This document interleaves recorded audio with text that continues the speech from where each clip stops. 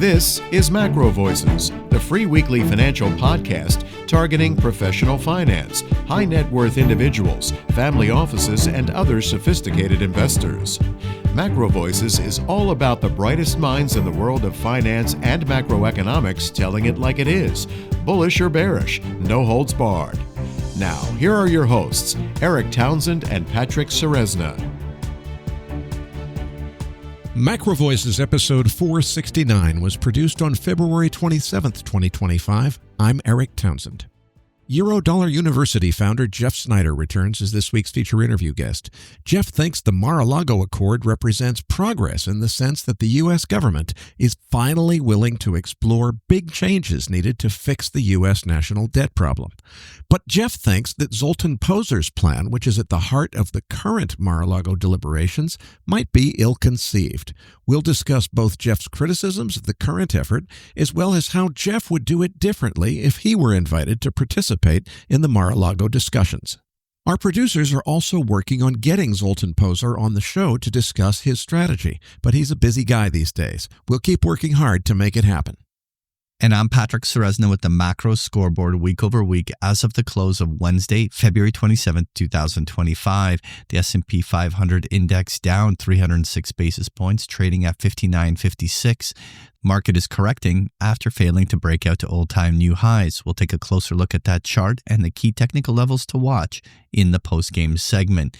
U.S. dollar index down 64 basis points, trading at 106.47. The April WTI crude oil contract down 483 basis points to 68.62. We're now trading back to the lows of past year. The April RBOB gasoline down 560 basis points to 219. The April gold contract down 20 basis points, trading into 29.30. Copper down 44 basis points, trading to 454. Uranium down 54 basis points, trading to 64.95. And the U.S. 10-year Treasury yield down 22 basis points, trading at 430. The key news to watch this Friday is the core PCE price index. And next week we have the ISM manufacturing and services PMIs, the ECB press conference, and the U.S. jobs numbers. This week's feature interview guest is Eurodollar University founder Jeff Snider. Eric and Jeff discuss the Mar-a-Lago Accord, misconceptions about it, and the need for monetary system change. Eric's interview with Jeff is coming up as MacroVoices continues right here at MacroVoices.com.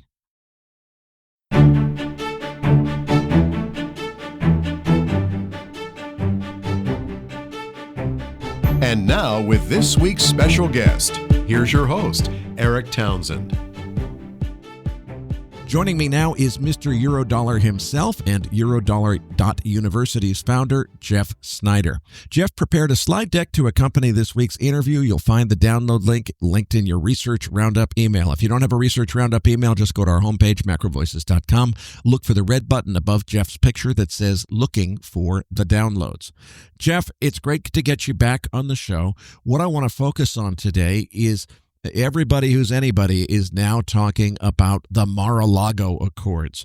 The basic idea being President Trump doesn't want to continue the United States not being compensated for providing security services to most of the Western world. What's on the table for discussion is the idea that maybe instead of paying interest on our national debt, we would instead, at least to sovereign holders of Treasury bonds, we'd provide military protection in lieu of interest payments. That's a radical, just fundamental change in monetary policy. So before we even dive into the details, and I know you've got a fantastic slide deck prepared for us with lots of details, let's start at the highest level of, I don't think, Jeff, this is like normally the whole market freaks out if you get a 50 basis point instead of a 25 basis point change to policy rates. We're not talking about a little change in policy rates. We're talking about a proposed change of the overall monetary framework of the entire Western world. When's the last time anybody changed anything of this magnitude? Is it a good idea? And what are they trying to accomplish? Oh, there's so much there, right, Eric? I mean, I think you're exactly right in characterizing it that way. This is, like you said, this is not a 25 basis point rate reduction or a rate hike by the Federal Reserve. And in many ways, just to start out, I think this is fine. This is a sign of progress because people are finally talking about, hey, we need to do something radical. And let's be honest here. This is a radical proposal.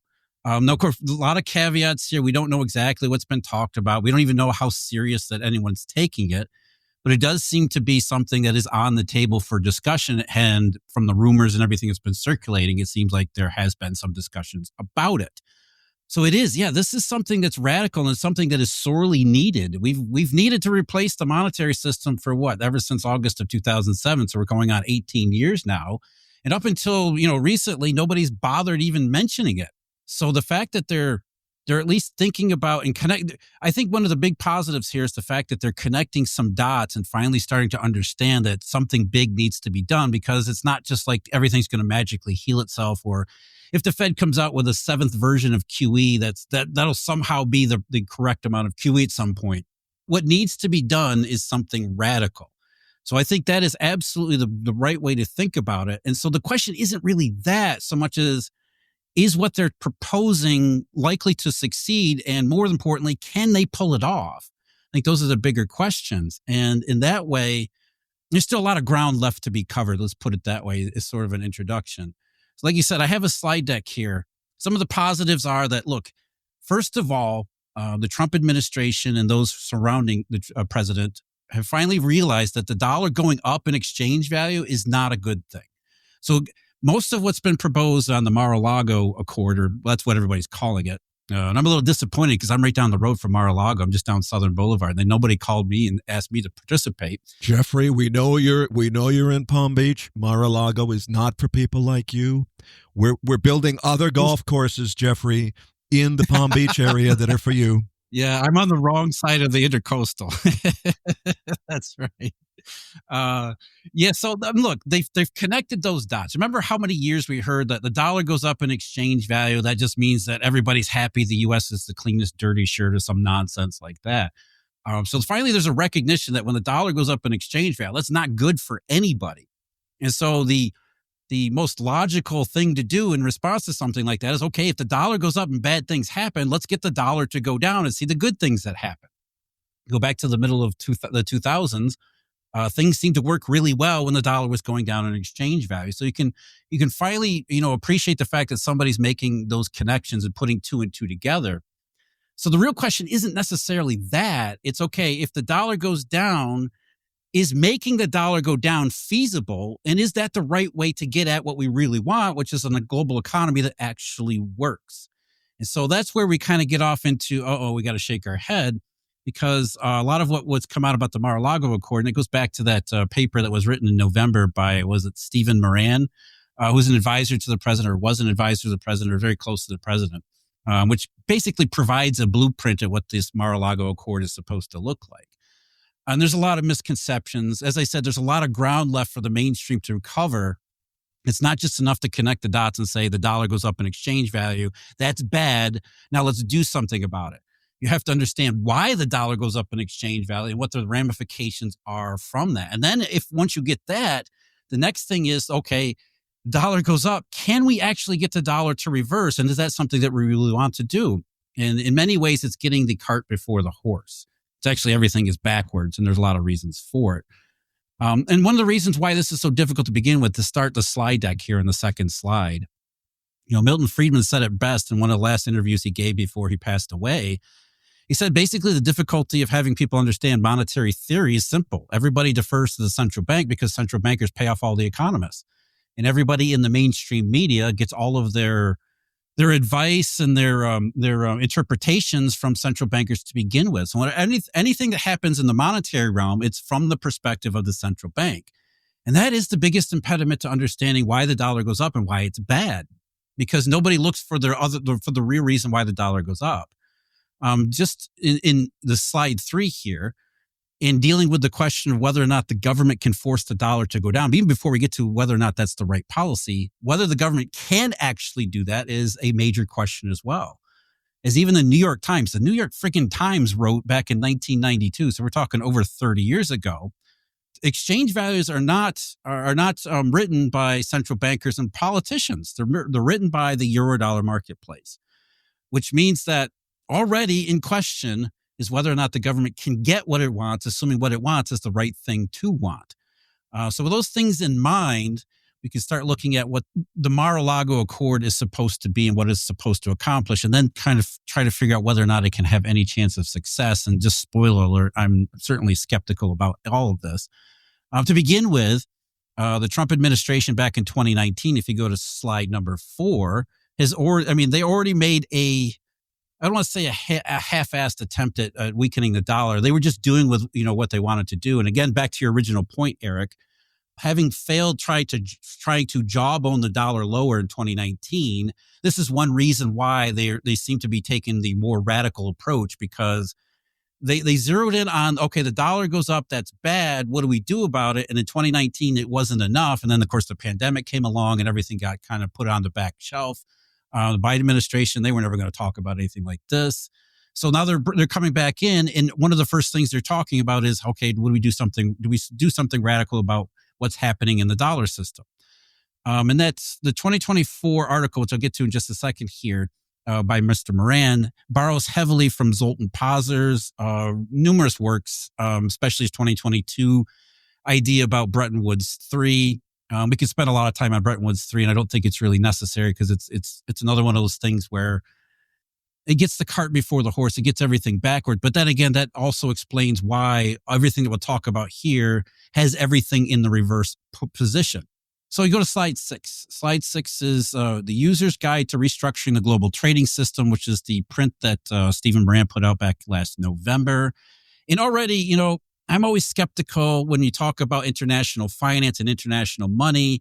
And anybody who puts anything out, and the first thing I always do is search for the number of times they use the term Eurodollar, because if it doesn't show up, that's already a huge red flag.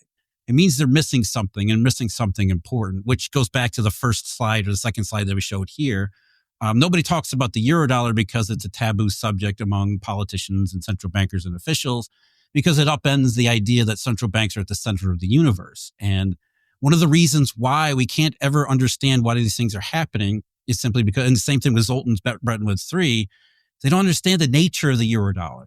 They always defer to central banks when it comes to monetary affairs, and therefore they're never looking at the Eurodollar as either the explanation or the solution.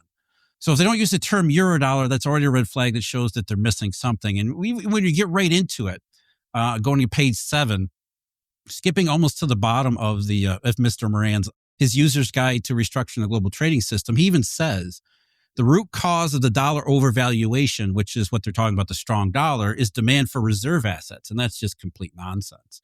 The root cause of a dollar overvaluation, the reason the dollar exchange value has gone up, is because of the Eurodollar system experiencing massive and systemic shortage, which is something that central bankers don't want to ever talk about or even consider, which is why we're stuck trying to connect dots in the dark, because they don't look in the right place. But again, this is, from one perspective, this is a measure of progress. Because not only have they decided that the dollar exchange value going up is a bad thing, they're looking for different explanations for that, why that is. Now, they don't look at the right explanation because the Fed won't let them, and mainstream economics won't let them. And so they're looking at other possible explanations that would make sense for why the dollar goes up in exchange value, and they've settled on this. Now, hang on a second, because it seems to me that, if anything, the clear evidence is the opposite. A lot of central banks have been divesting U.S. Treasury holdings in favor of other things. For example, you've got the Global South and their de-dollarization initiative, which seeks to replace U.S. dollar central bank holdings with other reserve assets. I don't know what the total number of U.S. Treasuries, what the notional principal held by foreign central banks is today as compared to, say, a few years ago. I don't know if you know that off the top of your head, but it seems to me like that's trending down, not up, isn't it? Yeah, so there's already an inconsistency here. A couple of things I would respond to with what you said, Eric. Number one is that, start with the inconsistency, is that it is not a straight line trend. And I'll get into it. We actually do have a slide with the Chinese holdings of U.S. Treasury, so we'll get into a little bit of that. But it's the same thing, right? The other mistake is that we have to separate politics from actual economics. And by economics, I mean small e economics and monetary economics. While you might say that certain governments are moving away from reserve assets, that doesn't mean the economies that they're supposedly running, which they don't actually run, are doing the same thing. So, for example, the Chinese government might be moving away from U.S. treasuries, both voluntarily and involuntarily. But that doesn't mean the Chinese economic system is moving away from U.S. treasuries, or Chinese banking system is moving away from U.S. treasuries. So we can't make the mistake that if we talk about India, for example, that all of India is moving away from treasuries and de-dollarizing, which, by the way, they're not actually doing. They're just trying to internationalize the rupee. So, but yeah, your inclination, Eric, I agree with it. Stephen Moran pulls this out as the root cause of the big problem of the U.S. dollar, and already you can see that they've connected a couple dots, but they're making some tenuous connections that don't stand up to real scrutiny. And again, we'll get to that in just a second with some of the slides here. And again, this goes back to, you don't use the term Eurodollar, you're going to be looking at in the wrong place for these answers. And the reason why U.S. treasuries go up and down on balance sheets of reserve managers is because of the Eurodollar system and conditions in it. But that's sort of the original sin here from everything that follows from it. So the whole idea behind the Mar-a-Lago Accord, assuming this is what they're really pursuing, again, we don't have any more information than what's here provided here. So if you believe that inelasticity in demand for U.S. treasuries is the cause of the dollar exchange value going up, and that's bad for the U.S. economy, then you need to do everything in your power to dissuade foreigners from using U.S. treasuries and U.S. dollars for reserve assets. So they're saying there's too much demand for U.S. reserve assets and U.S. dollars for non-productive purposes. And so that's where we get into the idea of a debt swap and forcing reserve managers into longer duration. I don't know how much detail you want to get into all of this stuff because, essentially, Eric, it's just kind of trivia at this point. But this is apparently what the Trump administration, if they follow this blueprint, they're going to be recommending, is that using these various tactics and all of the leverage available to the U.S. government, including the threat of tariffs and maybe even the actual implication of tariffs, to get foreign reserve managers to accept either better terms, like you said before, lower interest rates on longer duration bonds, or to accept the fact that they're just not going to get paid on U.S. Treasury like they did before, even if it does dissuade them from holding U.S. Treasuries, because they've decided that the excess demand for U.S. dollar assets is the reason why the U.S. dollar exchange value goes up. So they're going to use all the tactics that they can possibly do to get foreign reserve managers to hold less dollars and less treasuries. And there's a couple. There's a lot of nuance in what was reported here and what they're talking about. A couple of positive things and a couple of correct things too. One of the things that Moran points out that I didn't put in the presentation here is that he believes that there's very little downside to U.S. Treasury rates by dissuading foreigners from holding U.S. Treasury. And I think he's correct in that. Because he identifies that U.S. Treasury yields are set by fundamentals in the global marketplace, not by the various, supply and demand changes in that marketplace, whether it be the Fed buying stuff or whatever else. It's really about growth and inflation expectations globally. So he believes that if they do dissuade foreigners from holding U.S. Treasuries, it won't lead to skyrocketing yields because there's really no evidence that would be the case to begin with. Okay, hang on a second, Jeff, because I want to clarify this point. You keep saying they're trying to dissuade foreign holders from holding so many U.S. Treasuries. Isn't it really true that they want foreign holders to continue financing U.S. debt? They just want to stop paying interest on it. So, it's a different kind of treasuries. They want them to swap their treasury holdings for these new Zoltan bonds, which don't pay any interest. Isn't that the gist of it? Well, that's one of the tactics to get foreign reserve managers overall to hold less U.S. treasuries. Those who will continue to own U.S. treasuries, either because they want to, there's a carrot and a stick approach to this too. Remember, there's another side of this, and that it's part of joining up with the Mar-a-Lago Accord means that you get some of the benefits associated with it, which gets into some of the nitty-gritty details that Zoltan provided. For example, you'll have lower interest rate, longer duration U.S. treasuries, but you won't need to sell them because the Federal Reserve or the U.S. Treasury Department itself will set up a liquidity program that allows you to pledge those treasuries for cash or use them as collateral for cash so that you don't need to liquidate U.S. treasuries. So there's a whole intricate network of details, but the upshot of it is to use less U.S. dollars in unproductive financial portfolio means, and largely foreign officials. Recognizing that a lot of foreign official reserve managers they're not going to ditch U.S. treasuries altogether. A lot of them will accept lower interest payments, which is a byproduct of, and what from the Trump administration's perspective, it's a byproduct benefit of this overarching plan. Because if the reserve managers go for it, and they do expect a lot of reserve managers will, that means lower interest rate payments from the U.S. federal government. And since the U.S. federal interest rate payments are the largest source of the deficit these days, that's just another added benefit and bonus from the government's perspective. But the overriding goal here is to get the U.S. dollar exchange value to go down, which they associate with negative economic outcomes, including the offshoring of U.S. manufacturing. In many ways, again, this is where the Mar-a-Lago Accord goes wrong, because it's very, 19th century thinking that the currency exchange value helps drive exports and imports, beggar thy neighbor type of policy. So under the terms of, that Moran set forth, it's the dollar's overvalued for this reason. Therefore, it hampers U.S. manufacturing, U.S. competitiveness on the global marketplace. If we get the dollar to go down, one of the other benefits of doing so will make U.S. manufacturing more competitive. Therefore, more manufacturing can be cost effective and profitable if it's brought back to the United States. I think this is one of the reasons why it got so much support, at least within political circles, is because it has what appear to be a whole range of offshoot benefits over and above what they're really trying to accomplish here. Like I said, you go to slide number 9, and you get into some of the details that are supposed to be part of the carrot approach to get reserve managers to accept longer duration bonds that pay much less interest. Is that you won't necessarily need to have short run treasuries, which is the preference for reserve managers because they often need to liquidate them.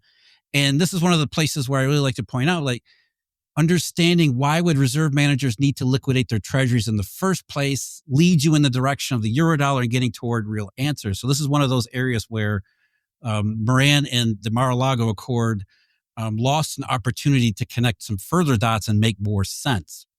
But it just keeps going from here. It's basically all of these techniques and tactics, and a lot of them were not really spelled out. There's a lot that's just generalized.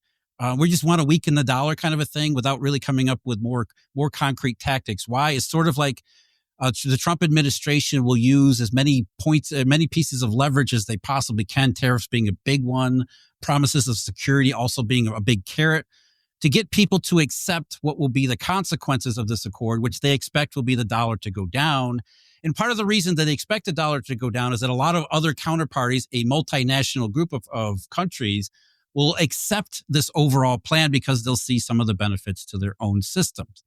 You get to slide number 10, and that's where you get into some of the pushback. I mean, Moran talks about in the conclusion that Wall Street doesn't believe that the federal government has the ability to get the exchange value to go lower, which is absolutely true. Again, it gets back to what's the lack of dots that aren't connected to this point.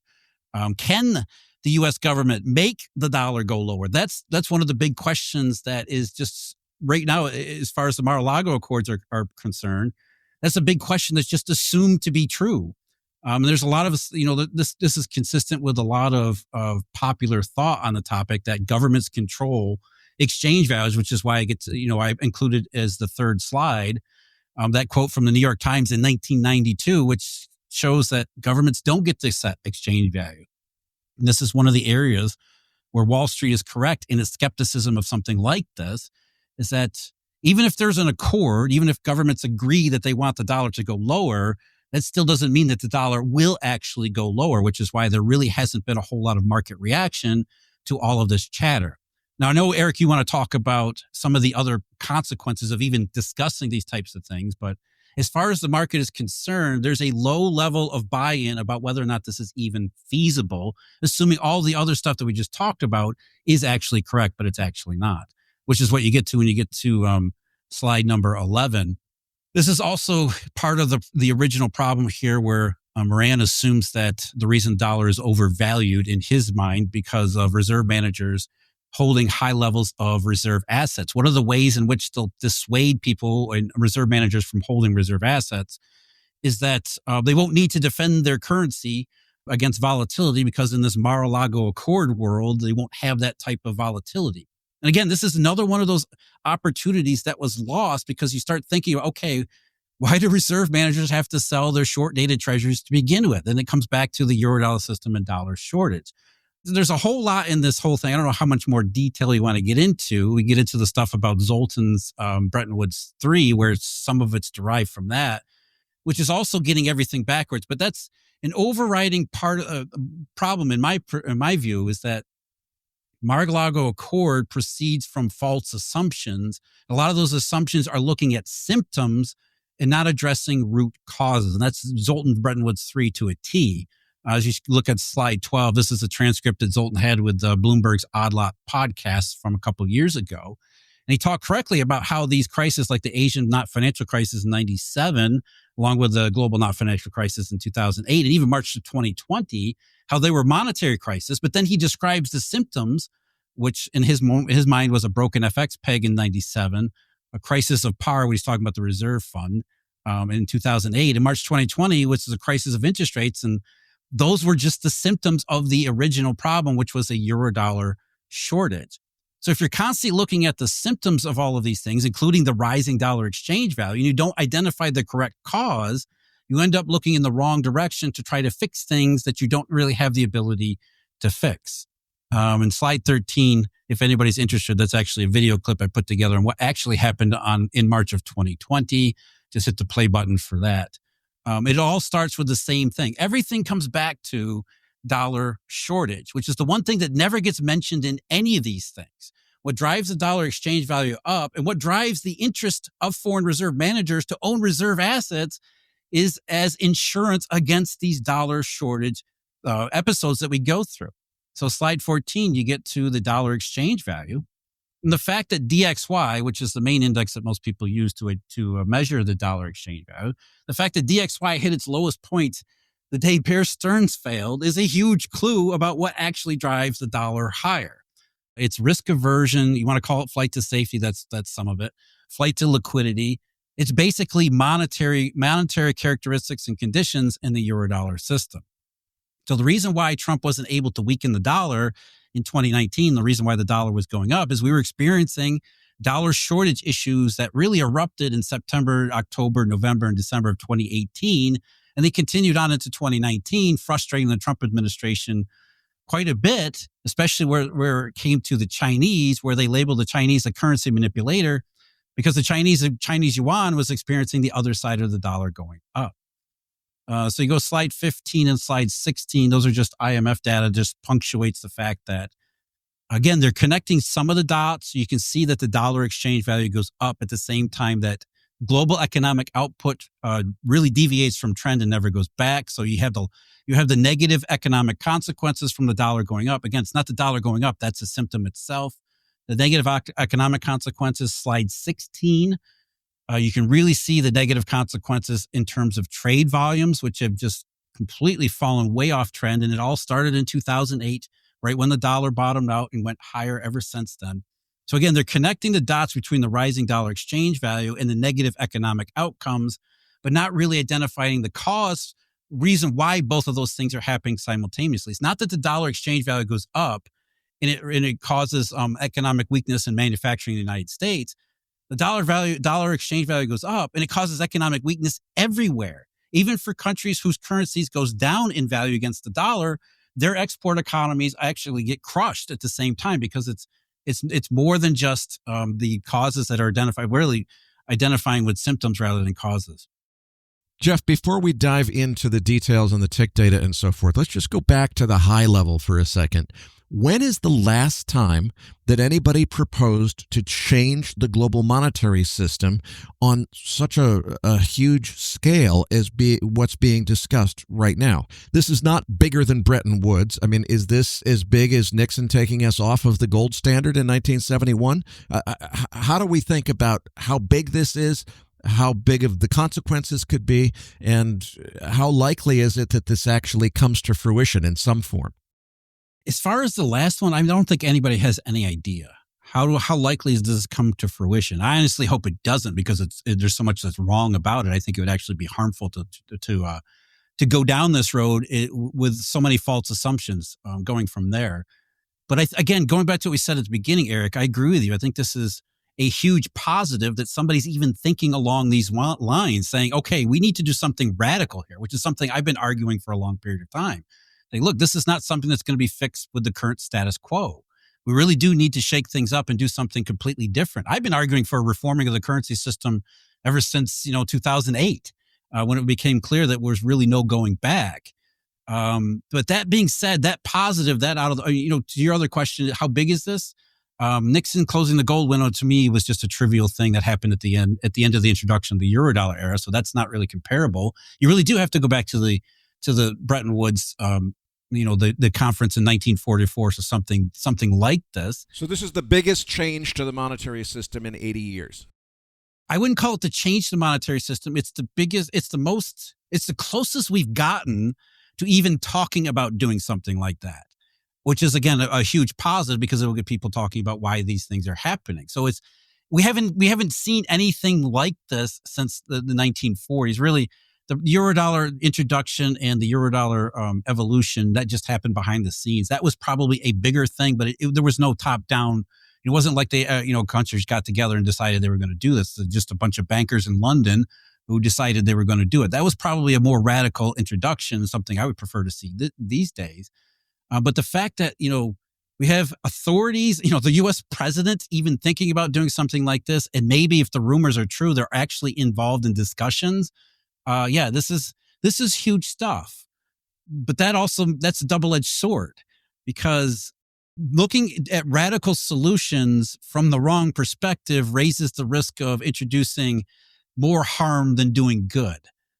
Because the idea that governments are going to weaken the U.S. dollar to be no likelihood, no chance of that happening, and then coercing foreign reserve managers to accept lower interest rates risks some backlash there.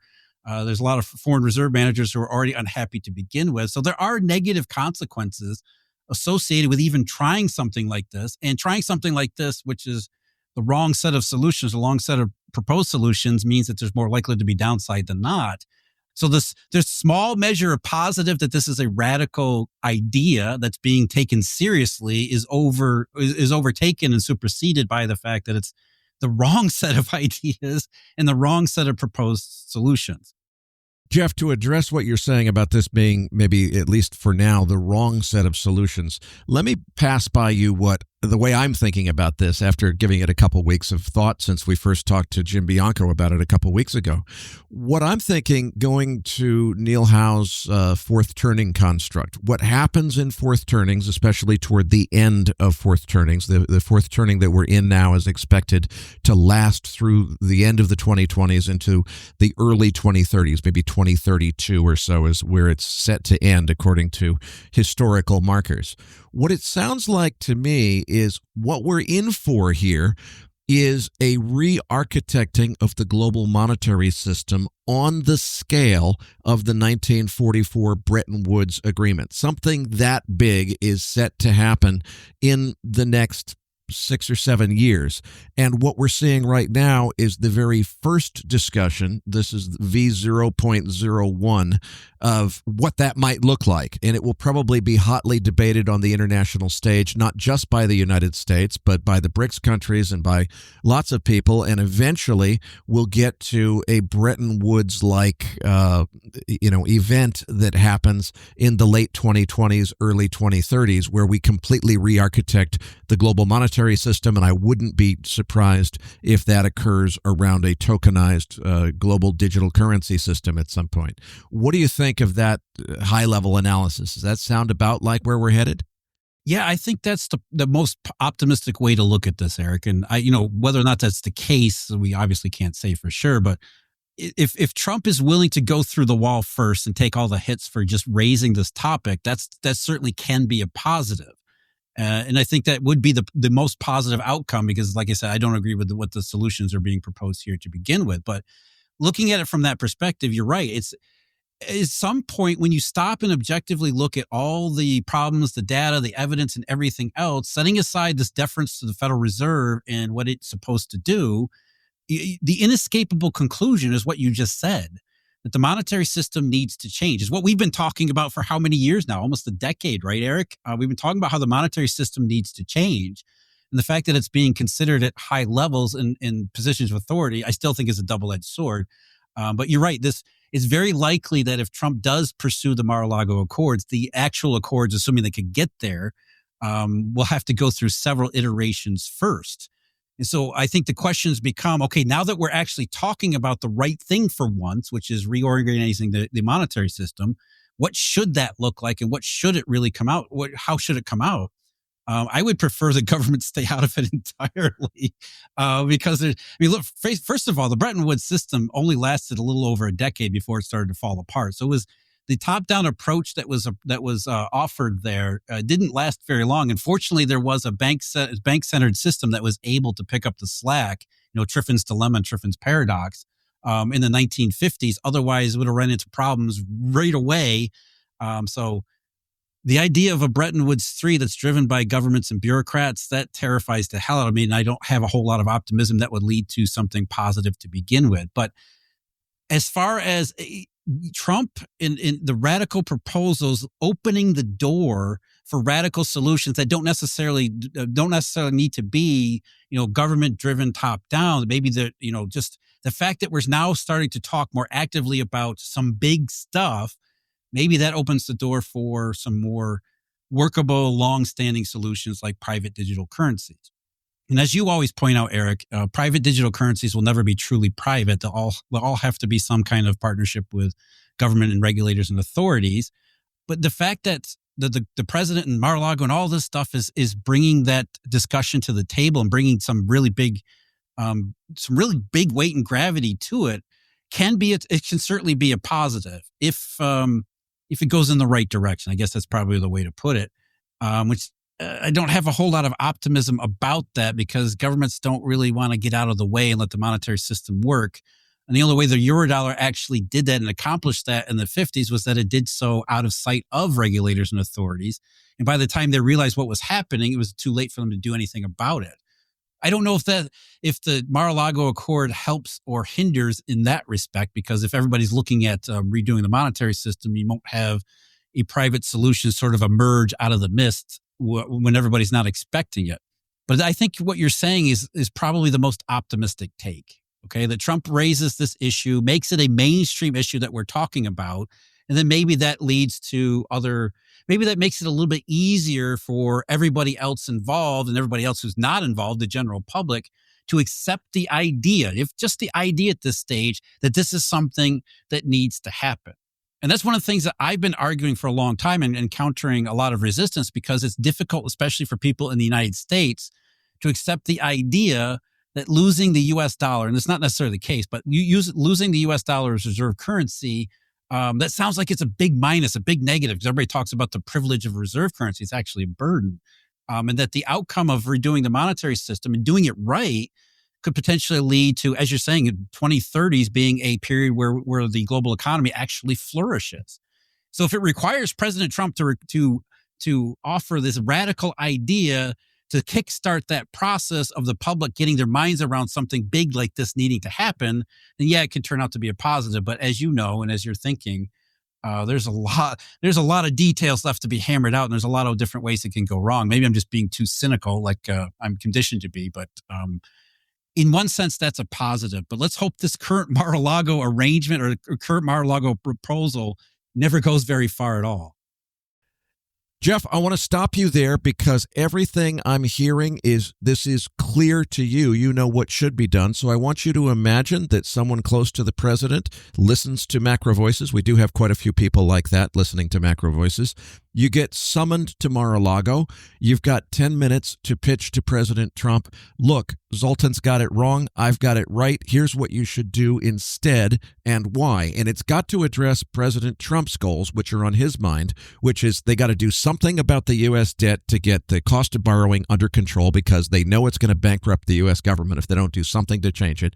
But he doesn't want to stop spending money. And he definitely wants for the U.S. to start getting compensated for providing the not just military support, but all of the rest of the support that it provides to the rest of the world. You're in front of President Trump. You got 10 minutes to sell your story. What should we do instead? Well, the way I would start is that the short-term goals here to reduce the deficit and reduce the deficit footprint on the U.S. economy, that essentially takes care of itself. What we're looking at and what the president has already decided on, I mean, that's the 3-3-3 plan. The idea here is to essentially recreate the conditions after World War II. We had this gargantuan debt that came out from the New Deal and World War II. We didn't default on it. We didn't inflate it away like a lot of people say. What happened is we grew ourselves out of it. What I would say is that if you get the monetary question right, if we actually deal with the problem that actually exists, then we will grow ourselves out of it. And so all that would be required is an element of fiscal sanity. Not even, not austerity. We don't need to cut the budget down to zero, and really go into massive restraint. You look at what Eisenhower did. Started with the Truman administration. Truman and Eisenhower, and they kind of went off the rails a little bit with Kennedy and Johnson. But for the initial period, you had a little bit of fiscal restraint, which is actually nothing more than common sense. So you had a little bit of fiscal common sense, and you let the economy flourish the way that it's capable of flourishing, and eventually the economy outgrows the debt. And that's how you solve the debt problem, including the deficit problem. And then, the various tactics to get interest rates down. I think there's a whole discussion there about whether you want interest rates to go down. I know from a fiscal standpoint, it sounds like you want lower interest rates, but what we really want is interest rates to go up, because when bond yields go up, that means that the market is saying we believe in the growth and inflation expectations, with the emphasis on growth, that it's actually going to work. We want rates to go up from where they are here, and not because the Federal Reserve is pushing them up for non-economic purposes. So the question is, how do we get there? How do we get to a period where we get economic growth to reignite and restart after almost 2 decades of being behind? And I think the answer is you make a credible reform to the currency system that is both, first of all, credible, but second of all, that is responsive, elastic, fluid, and dynamic enough to overtake and recreate all the roles that the Eurodollar system did as a functioning reserve currency. That means a high degree of resources that need to be invested. We have the technology to do so. You talked about a digital global currency, a digital ledger. Why not have a couple of different competing ledgers? Not necessarily driven by central banks and governments, because I think there's just way too much mistrust over something like a centrally focused digital currency, but some form of digital currency that is decentralized, that has the credibility, especially if it has the approval, not necessarily the backing, but at least the approval of authorities around the rest of the world. You have a private monetary system that is responsive to the needs and the ever-changing needs of the commercial system. What you end up with is you unlock the secret to growth. You don't have currency volatility like we've seen, because that's a symptom of the broken Eurodollar system. So you copy the best aspects of the Eurodollar system, but you don't have it as a bank-centered system where you have all these interlocking ledgers and unnecessary complexity, which simplifies the situation, creates a tremendous amount of efficiencies in terms of, intermediation doesn't necessarily need to be done by banks. It can be done in any format, decentralized finance, DeFi. So transitioning to a single or a couple different digital currencies, decentralized digital currencies that are responsive to the needs of the commercial system, and not just the United States, but the entire global commercial system, I think is the key ingredient in getting rid of all of these negative symptoms and unlocking what we really want, which is economic growth, sustained economic growth over a prolonged period that allows us to grow our way out of our debt crisis, and a lot of other people besides, because it's not just the United States that's experiencing massive level of debt. And I think you can get a lot of people to buy into something like that if it has a credible future, because even if the US dollar is no longer the reserve currency, this new digital token ends up being the reserve currency. That's an easy sell to even the US public, because the benefits of that digital currency is that you have a period of prolonged prosperity, like people my age remember from the 1980s and 1990s and the first part of the 2000s, before it all went off the rail. So solving the monetary issue by reforming the currency system, not from a top-down way, but from leveraging the technology that exists, as well as understanding what the benefits were, what the most positive aspects of the Eurodollar system and what it was able to accomplish, and making sure the currency that replaces it can replicate those functions. I think that unlocks everything. And that's what I've been arguing for longer than I care to argue. Well, listeners, you just heard Jeff's pitch. Those of you who are Mar-a-Lago members, be sure to mention it to President Trump, and we'll keep our fingers crossed, Jeff, that you get an introduction. I think you've definitely got something to contribute to this discussion. Folks, the rest of the slide deck, there's quite a few slides there for you to peruse offline. We discussed how to handle this because we're kind of out of time now, and I wanted to give Jeff a chance to tell us what needs to be done instead. For the rest of Jeff's analysis, he's going to record a separate Eurodollar University episode to cover what we didn't have time to cover in this week's episode. We're not going to be able to get it into your Research Roundup email for this week. We'll have it in next week's Research Roundup, so you can look for it there. Jeff, before I let you go, for anybody who doesn't know what Eurodollar.University is, it started with a series of podcasts that we did here on MacroVoices about the Eurodollar system. Boy, I don't know, it was like 7 or 8 years ago. That's pretty much obsolete now. What is the new Eurodollar University all about? What can people expect to find at www.eurodollar.university? Yeah, you're right, Eric. It's amazing how much time has gone by. But at Eurodollar.University, we've taken what we did back in, 2017, and greatly expanded on it. It's not just about what is the Eurodollar system and how does it function or how does it not function over the last 15 years, but also talking about monetary theory, economic history, current macroeconomics. We've got subscriptions available for that. I do a daily deep dive analysis. I do a daily briefing to keep update on what's happening every day in the marketplace as well as the macroeconomy. But Eurodollar University members are just taking a really detailed look at reserve currencies, money, Eurodollar. We look at cryptocurrencies and digital currencies as well. We really get into the details of all of it because you really need to really dive into all of the mechanics as well as history and the nuances and details to truly understand not just how a system should work, because it's we can never really know how a system should work, but because economics has done such a poor job of educating the public on any of these things, what does the Federal Reserve actually do? That's something we spent some time on. What is QE and QT? If we take apart all of these mainstream myths and legends and fill in the gaps that economics has left behind.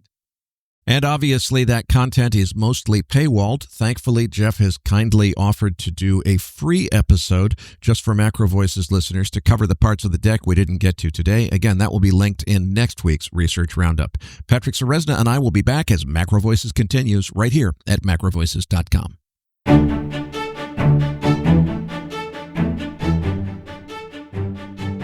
Now, back to your hosts, Eric Townsend and Patrick Ceresna.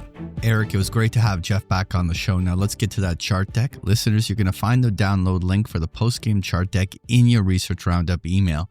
If you don't have a Research Roundup email, it means you have not yet registered at macrovoices.com.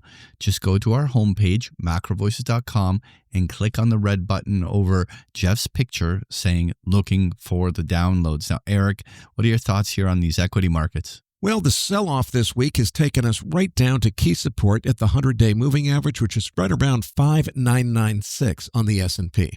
We tried to bounce off it on Wednesday early session, but then Trump tariff talk brought us right back down to close right on that key level. And as I'm recording early on Thursday morning, we're trying once again to bounce above that level. Is it going to be a dead cat bounce, or are we looking at the beginning of a recovery here? It's a little bit too early to tell, but that's going to be the tell, is whether or not that 100-day moving average will hold on the S&P. So I see this as make or break it time for the S&P, with a further breakdown from here being marked by a close below that 59.96 level. If that happens, we could easily see a much bigger correction all the way down to the 200-day moving average, which is way down at 57.55. That's 5755. Quite a few notable investors, Stephen Cohen and others, have been calling for that deeper correction. They say it's in the cards, so I guess we'll see what happens. Right now, the number to watch, though, is a daily close below the 100-day moving average, which is right around 5,996. A close below that level would likely beget more selling. So, Eric, when looking on page 2 on that S&P 500 chart, I have that 50-day moving average on there, and we've broken below the 50-day. And when you look back at the last year of price action, we've had like 4 occasions where this has occurred. It's been these like 5% market corrections that often occur numerous times throughout a year. But the bigger question is this just one of those little market corrections, or is it something more bigger? Well, the first observations to make is that there's considerable momentum loss in the markets. We've more or less spent 3 months trading along a key highs as the market has lost upside momentum, and a large amount of that has come from where on page 3 I can have the Magnificent 7 ETF chart where the Mag 7s have broken down. Now, those Mag 7s are such a huge component from a market cap weighting perspective in the S&P that when they're correcting, that the S&P index is dragged down or is very heavy or tired simply because the other stocks have a very hard time compensating. We still have not seen the market breadth widen, and so there's been sector rotation. So as money managers are clearly lightening up on many of the Magnificent 7 stocks, we have that money coming into consumer staples, finding some pharmaceuticals. There's underpinning rotation in the market, but that is likely to leave the market very heavy. Now, we got through NVIDIA's earnings without any big drama, but the puzzle to solve now is will they be able to have these Mag 7s have any rebound based on that? Because if the distribution on these stocks continues, it certainly can spiral the S&P into a little bit of a deeper correction in the weeks to come. Now, Eric, I want to touch on that US dollar index. What are you thinking here? The move lower continued this week, sealing the deal that the prior consolidation range from a 107 to 110 has been broken to the downside and suggesting that the top might be in, at least for now. But there are quite a few potential upside catalysts that could emerge to change all of that. So at this point, I think we're in a new downtrend on the Dixie. I think maybe the short-term top is in, but my conviction for still lower numbers is tentative, at least for now. Well, Eric, there's been plenty of talk out there as to whether the U.S. dollar is putting in a major top and whether they can orchestrate a period of U.S. dollar weakness. But I like to keep things very simple. There's a primary bull trend in the U.S. dollar that started back in the third quarter of last year. And this rally that we have seen has just paused, and that is a very typical price action on almost any asset. And so when we have this type of pause, it's approaching a very key support line along what were all of its previous highs in the 2023 and 2024 years. Often that acts as support. There's a lot of reasons to still leave the door open to another leg higher in the market, whether it's just retesting the highs or even another leg higher. There just simply isn't enough price action deterioration in the charts to suggest that there's a major new US dollar downtrend underway. Now, Eric, let's move on to crude oil. There continues to be this consolidation on the downside. How do you size this up? The 100-day moving average at 70.11 on WTI was key technical support, and when the market broke below it on Tuesday morning, the selling accelerated. As of the wee hours of Thursday morning, the low so far on WTI was 68.40, and we're bouncing very nicely off of that level now, looking at just over 69.20 as I'm recording early on Thursday morning. I won't be surprised to see still lower numbers to come. It seems like politically that's what a lot of powerful people want to make happen. But there's also the risk of something going wrong in these peace negotiations and seeing a Middle East geopolitical escalation, which could easily rocket numbers much higher on oil. But barring that, I think a drift lower is entirely possible now that we've taken out that key support level at 70. Yeah, Eric, well, to me, back about 2-3 weeks ago when we were testing the $72, $73 area, that was a very important line in the sand for me for a bull continuation pattern. When those levels failed, it's clear that we fell back in to the trade range that was established in the second half of last year, which has that lower boundary of like $66, $67 and the upper boundary up in the $72, $73 area. It's likely likely in my mind that this trade range will prevail for the rest of the first quarter. Now, will that support hold? Will this be where the base of crude oil establishes itself? Those are the little puzzles to solve. But right now in the short term, oil remains stuck in this purgatory trade range. All right, Eric, let's move on to gold here. Well, Patrick, gold has been flashing extreme overbought on the RSI for weeks now, and it's finally consolidating to shake off that overbought condition, with the daily RSI finally falling back down below its midpoint to 44 early on Thursday morning. But the weekly RSI is still a concern. As of Wednesday's close, it was still flashing massively overbought at a whopping 87. So far, the 21-day moving average has been what's held up this market, but we sold off below that overnight on Wednesday and into Thursday morning. After testing 2889 in the overnight session, we were bouncing off of that, struggling to hold just barely 2900 an hour into the European session on Thursday morning. That's still just below the 21-day moving average, which is at 2905 now, and if we can't close above that level of 2905 on Thursday, there's a good chance of another leg lower. Looking at the daily RSI, the downside probably shouldn't be too bad because, it's already halfway over. It seems like we're halfway there. We haven't been down that much, probably don't have that much to go. But the thing is, that's the daily RSI. When you look at the weekly RSI, it tells a very different story. It's just starting to roll over from extreme overbought. It's showing 83 on Thursday morning, down from 87 at Wednesday's close. So the weekly RSI is telling us that there's room for a significant downside correction over the next few weeks if that consolidation range just above 2890 doesn't hold on Thursday. So I'll definitely be watching Thursday's close. If we can get nice and comfortably above that 21-day moving average, probably the consolidation range is holding for now. If we close below 2890, that says to me that maybe significantly lower numbers are still in the cards.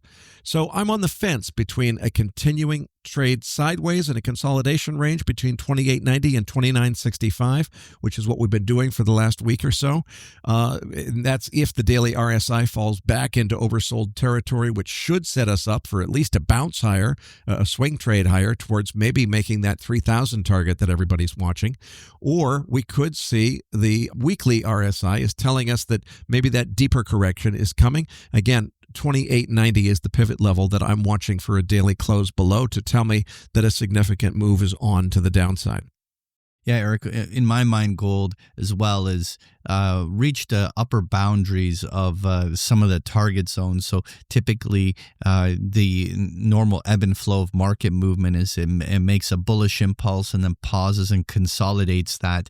It's increasingly likely that some form of a gold consolidation is likely to develop here.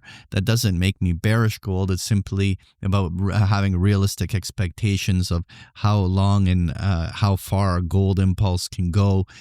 It's more likely that a major breakout in gold above 3,000 now is looking increasingly at like a second or third quarter story. Now, Eric, let's move on to uranium, where the U308 continues to show some weakness, but the underpinning conditions are not necessarily confirming that. So what are your thoughts here? Well, Patrick, yet another week of extremely bullish nuclear news flow, with Energy Secretary Chris Wright visiting both Los Alamos National Laboratory and also planning a visit to Oak Ridge National Laboratory, two of the biggest and most important nuclear research laboratories, and then telling CNN that he is excited to launch an American nuclear renaissance. Policy signaling doesn't get a whole lot clearer than that. Then an absolute majority of the Spanish Senate passed a resolution to halt the planned closure of Spain's nuclear fleet. Then Holtec announced its plans to build two more 300-megawatt SMRs on the same Palisades site where an 800-megawatt reactor is already scheduled to be restarted. So Palisades alone represents 1,400 megawatts of electric generation capacity that will be coming back online in the next several years, and that's going to require fuel that has not previously been budgeted for.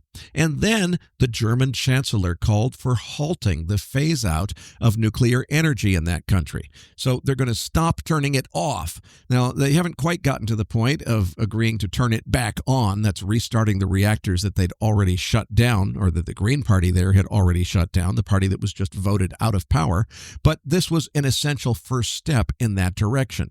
So, wow, Patrick, with all of those things taken together, you really couldn't ask for more bullish fundamental news flow for nuclear energy in a single week than what we got just in this past week. Yet still, it's been another week of spot uranium and uranium miners plumbing new cycle lows, defying the bullish fundamentals, with many issues making new lower lows below their September 6th lows, which so many people thought was going to be the bottom of this secular bear market in uranium. The catalyst that started the selling frenzy on Friday was the general manager of Orano, that's the French state-owned producer, reassuring his customers, don't worry everybody, there's not going to be any uranium shortage interfering with our deliveries in the short term, in the medium term, or in the long term. Now, his statements were made very dramatically and very emphatically, as the French are prone to doing, despite the fact that it was not supported by any kind of data or analysis or rationale to explain why he was saying that. And it seems like that's what spooked the market. Now, to my thinking, this is strong evidence of how fragile investor sentiment has become in this market, but nothing else. He didn't say that there wasn't a structural supply deficit, which there most assuredly is. All he said, Patrick, is that they would be able to make their deliveries just fine. And he's right about that. Now, he neglected to mention that prices will almost certainly need to move much higher in order for his promises to be kept, which I'm convinced that they will. And look, at the end of the day, he's the manager of a state-owned enterprise who said nothing other than to reassure his customers that they're not going to run out of metal and be unable to deliver on their contractual obligations. What else would you expect the manager of a state-owned producer to say? He didn't cite any supply statistics or otherwise support his statement with data, so the market reaction, frankly, didn't make any sense. Next, we got more talk from the Trump administration suggesting that they're edging closer and closer to making amends with Russia and bringing an end to the Ukraine war, which the market seems to have taken as bearish for uranium, I guess because apparently they think that Russian supply coming back on the market, if the sanctions are lifted, could result in an oversupply that would flood the market and result in a downward price shock. Look, I think the market has that one exactly backwards. What Russia has more of than we have in the West, and what the West urgently needs from Russia, is their conversion and enrichment services. Not their raw uranium, but their capacity to convert and enrich uranium. So I think that lifting of the Russian sanctions might actually be bullish for U3O8 because the present bottleneck caused by a shortage of Western conversion and enrichment capacity might be addressed. But frankly, I doubt that would even happen because I doubt President Trump is going to lift those import bans since they seem to conflict with his America First policy objectives. But still, the retail freakout that happened anyway, despite it not making any logical sense, definitely underscores the fragility of investor sentiment in this market. Now, I bought the dip on Friday, I bought more of the deeper dip on Monday, and I bought a whole bunch more of the even deeper dip on Tuesday. We tried to bounce on Wednesday, and it looked like the swing bottom might be in already, but then Trump's further announcements suggesting a deal to end the Ukraine war might be close at hand brought most issues back down to close near the lows of the day. The real elephant in the room, as far as I'm concerned, is the risk of a broader market risk-off event. If the S&P dumps another 200 points, it's a sure bet that we'll see even lower prices on the uranium miners. And that could lead to margin calls for over-levered retail tourists, and even more panic selling would ensue.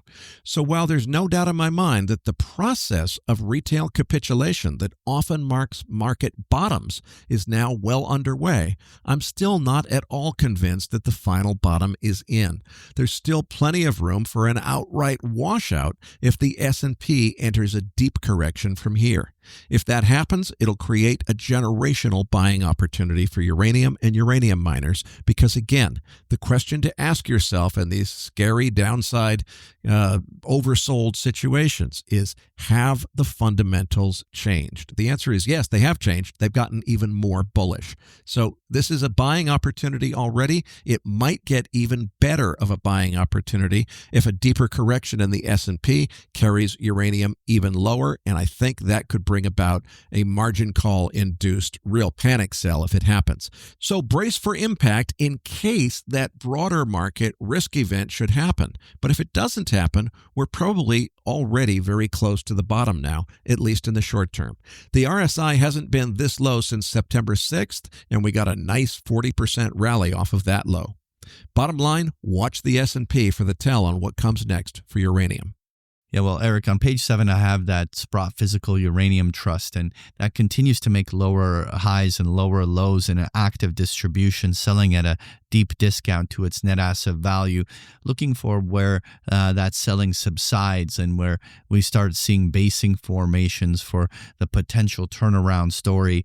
At this stage, we're still more than $1 away from the just a simple thing like a 50-day moving average or beating the descending trend line. And so there's a lot of repair work that has to be done before we get bull signals on this. Finally, though, Eric, I wanted to just touch on the chart on the T-bond futures. And bonds have obviously spent the entire back half of last year in a very decisive downtrend. And after establishing that, we're really starting to see bonds come to life. We had a legitimate breakout in the last week on the upside of these bonds, and they're now breaking the descending trend lines, getting above the moving averages, asking the question as to whether we've seen a peak in yields and a low in bonds, and whether or not they can counter trend here in the weeks and months to come. Certainly something that's on my mind. Folks, if you enjoy Patrick's chart decks, you can get them every single day of the week with a free trial of Big Picture Trading. The details are on the last pages of the slide deck, or just go to bigpicturetrading.com. Patrick, tell them what they can expect to find in this week's Research Roundup. Well, in this week's Research Roundup, you're going to find the transcript for today's interview, as well as Jeff Snider's slide deck and the chart book we just discussed here in the postgame, including a link to a number of articles that we found interesting. So you're going to find a link to this and so much more in this week's Research Roundup. That does it for this week's episode. We appreciate all the feedback and support we get from our listeners, and we're always looking for suggestions on how we can make the program even better. For those of our listeners that write or blog about the markets and would like to share that content with our listeners, send us an email at researchroundup@macrovoices.com, and we will consider it for our weekly distributions. And you can also follow Eric on X at Eric S. Townsend. That's Eric spelt with a K. And you can also follow me at Patrick Ceresna. On behalf of Eric Townsend and myself, thank you all for listening, and we'll see you all next week.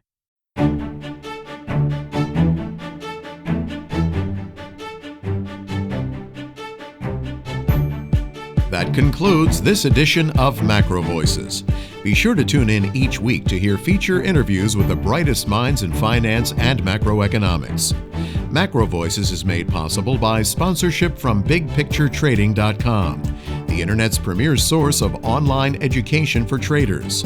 Please visit BigPictureTrading.com for more information. Please register your free account at MacroVoices.com. Once registered, you'll receive our free weekly Research Roundup email containing links to supporting documents from our featured guests and the very best free financial content our volunteer research team could find on the internet each week. You'll also gain access to our free listener discussion forums and research library. And the more registered users we have, the more we'll be able to recruit high-profile feature interview guests for future programs. So please register your free account today at macrovoices.com if you haven't already. You can subscribe to MacroVoices on iTunes to have MacroVoices automatically delivered to your mobile device each week free of charge. You can email questions for the program to mailbag@macrovoices.com, and we'll answer your questions on the air from time to time in our mailbag segment. MacroVoices is presented for informational and entertainment purposes only. The information presented on MacroVoices should not be construed as investment advice. Always consult a licensed investment professional before making investment decisions. The views and opinions expressed on MacroVoices are those of the participants and do not necessarily reflect those of the show's hosts or sponsors. MacroVoices, its producers, sponsors, and hosts Eric Townsend and Patrick Ceresna shall not be liable for losses resulting from investment decisions based on information or viewpoints presented on MacroVoices. MacroVoices is made possible by sponsorship from BigPictureTrading.com and by funding from Fourth Turning Capital Management, LLC. For more information, visit MacroVoices.com.